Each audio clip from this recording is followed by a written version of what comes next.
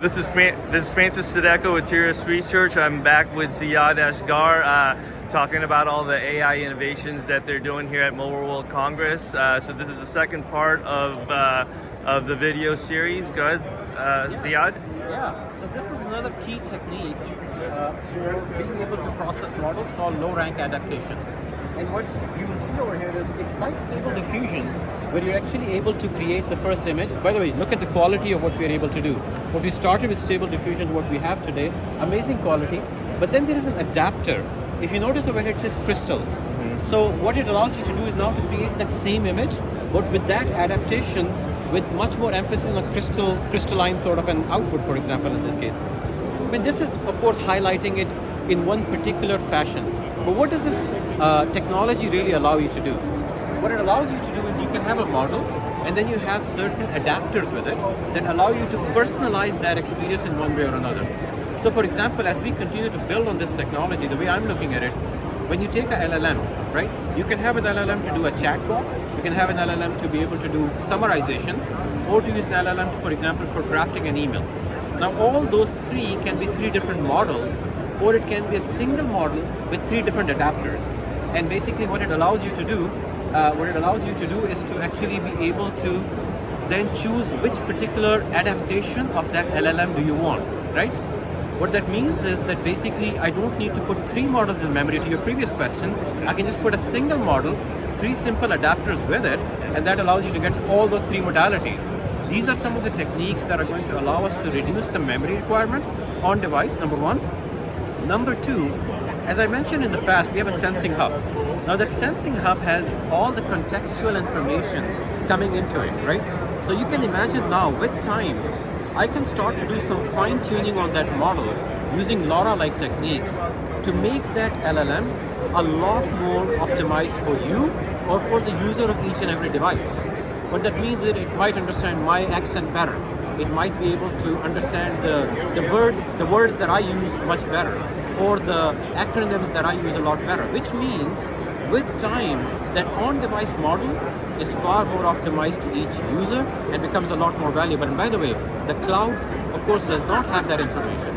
So it cannot customize that model for And you don't want it up there. There you go, right? You want to keep that information there. And then, by the way, this also ties in very well because this allows you to personalize all the generative AI experiences. Just like we showed at the Tech Summit, when you run a model, the question that you're asking, if my 7-year-old asks, it should be a different answer. So all of that stuff is coming together with techniques like LoRA, and it's coming together on device. I think really changes the experience of what you can do from a generative AI perspective on device versus what you can do on cloud. So your 2 points there actually opens up two pretty big boxes, and you know, we'll try to unwrap them a little bit right now. The first one, we'll start with the second item that you mentioned with personalization.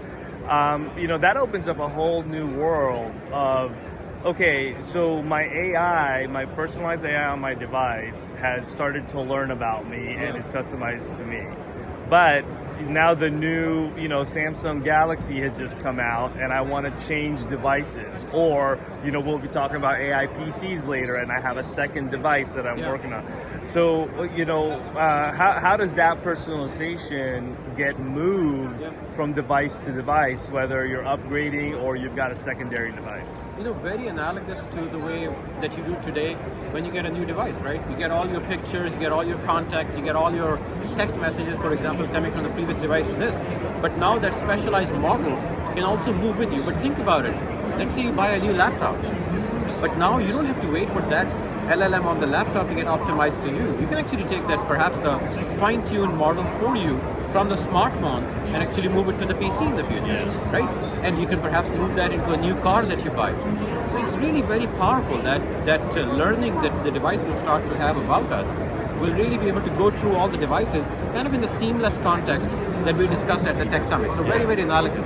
So how much memory do you think that's going to take to have a personalized profile like that, almost like a metadata, to go along with you know, your device? I think it can actually be fairly limited because you're going to be able to use that data to fine-tune the model, and after that you don't need to retain a lot of that information really, right? Because the model has kind of, you know, integrated into it a lot of that information. So I think it's going to be very much doable. But I think this is going to be superbly powerful because the information or the experience on the cloud is the same experience independent of who the person is. Yeah. But with these techniques, we can actually make that experience amazingly focused on each and every person. And I think generative AI is a very personal experience. And to be able to do that in that personal way is going to be a very big differentiator, right? So going back to the adapters real quick, one very easy question and maybe another bigger one. I noticed on the adapter, you have the adapter strength. What is that? What is that?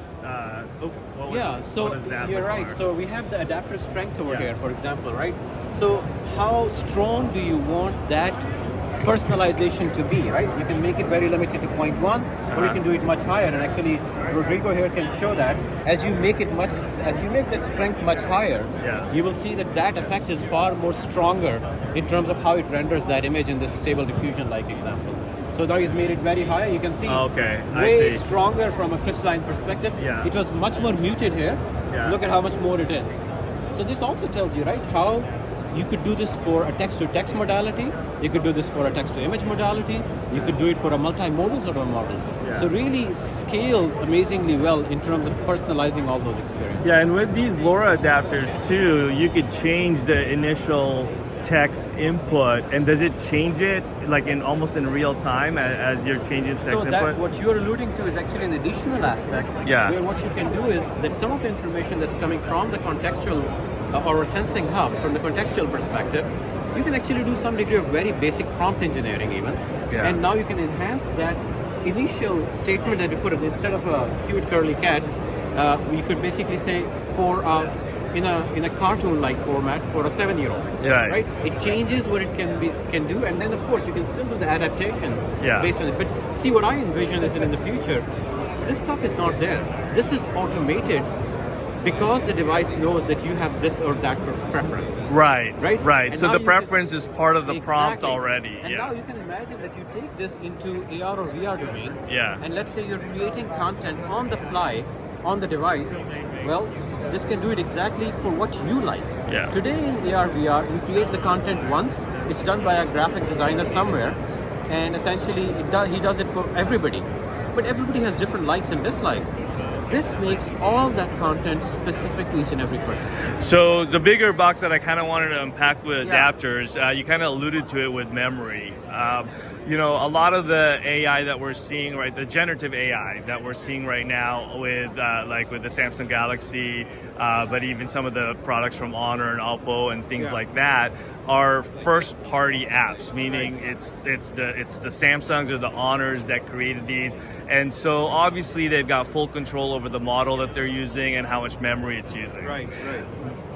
That all that does is it creates demand from other people going, now we know what these can do. Wouldn't it be great if it can do this? And so now third-party developers are going to do this. So the issue that could potentially become overwhelming is, what if each of those app developers uses a 7 billion parameter model behind it, and then now we all have like 60, 80 apps on our phones.